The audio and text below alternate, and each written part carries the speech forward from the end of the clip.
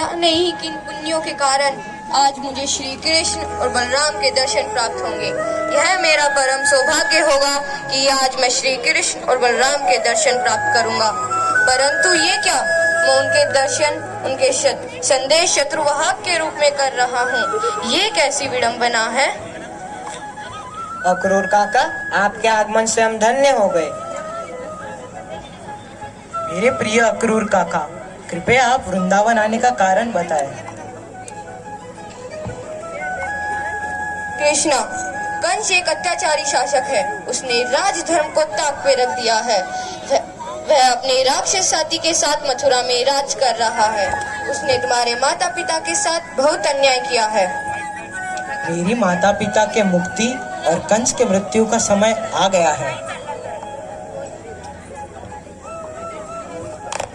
कृष्णा, कंस ने एक राष्ट्रीय मल्लयुद्ध प्रतियोगिता का आयोजन किया है, जिसमें तुम्हें भी आमंत्रित किया गया है। वह सबके सामने तुम्हारा वध करना चाहता है। यह शुभ समाचार सुनाने का दुर्भाग्य मुझे सौंपा गया है। आप चिंतित न हो अक्रूर काका। क्यों कृष्ण, हम तो बहुत उत्सुक हैं हमारे मामा जी से मिलने के लिए।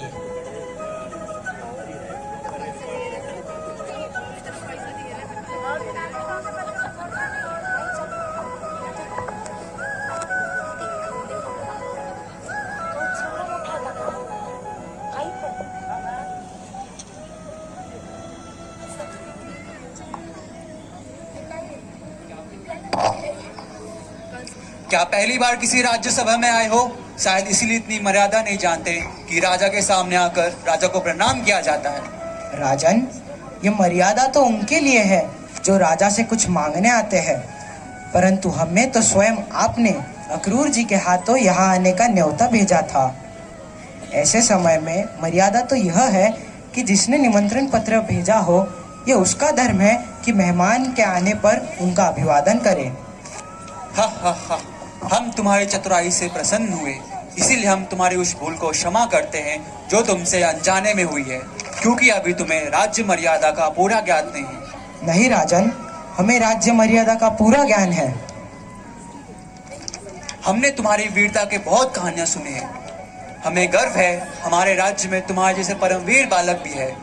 इसीलिए हमने तुम्हें मथुरा के महोत्सव में आने के लिए निमंत्रण भेजा था। हम चाहते हैं इस अखाड़े में तुम्हारा मल्ल युद्ध देखा जाए। महाराज, ये सरासर अनुचित है। हम इसे स्वीकार नहीं कर सकते। राजा होने के नाते आपका कर्तव्य है कि राज्यसभा में एक नन्हे बालक के साथ घोर अन्याय मत होने दीजिए। नहीं अक्रूर, हम आपसे सहमत नहीं।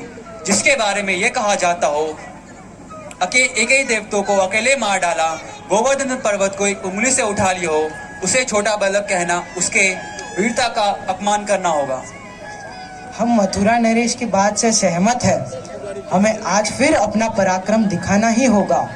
हम तो केवल महाराज को एक अवसर दे रहे थे कि वो न्याय का साथ देकर राजा होने का कर्तव्य पूरा करें, परंतु अगर इनकी यही इच्छा है तो इसे राजा की आज्ञा मांगकर अपने कर्तव्यों का पालन अवश्य करेंगे। हम इस मल्ल युद्ध के लिए तैयार हैं। आप में से जो चाहे हमसे युद्ध करने आ जाए।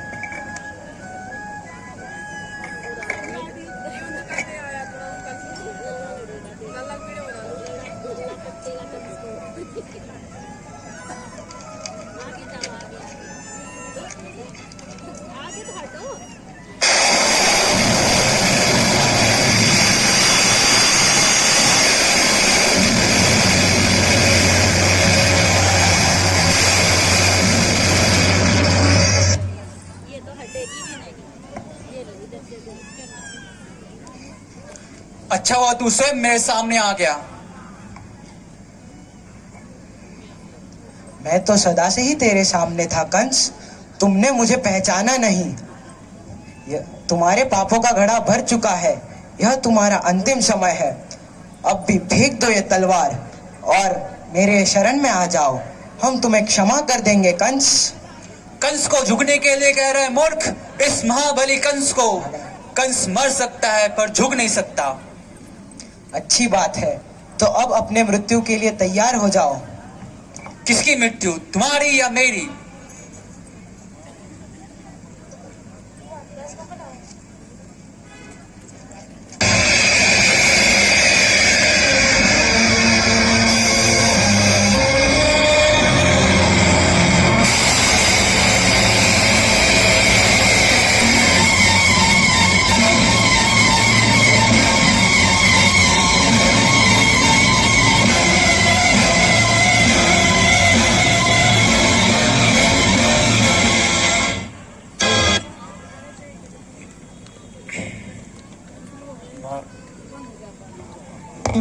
ये मेरे माता पिता के लिए जिन्हें तुमने बंदी बनाकर रखा, ये मेरे उन भाइयों के लिए जिनके तुमने पत्थर पर पटक पटक के प्राण ले लिए, ये तेरे हर उस अत्याचार के लिए जो तूने वृंदावन, मथुरा और गोकुल वालों पर किए।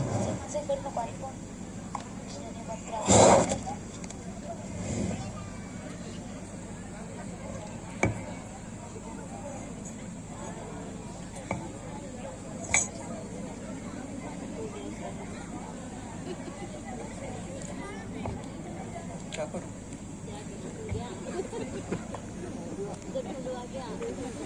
कंस के वध के पश्चात श्री कृष्ण ने अपने माता पिता को बंदी गृह से मुक्त करवाया और अपने नाना उग्रसेन को राजा के रूप में पुनर्स्थापित किया।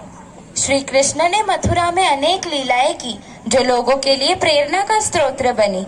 उन्होंने न केवल अपने परिवार का ध्यान रखा बल्कि पूरे समाज के उत्थान के लिए भी कार्य किए। Parents are requested, please do not collect your students, do not collect your child because we have a grand finale song. We need the students for the grand finale song. Parents, please do not collect your child because we need the students for the grand finale song.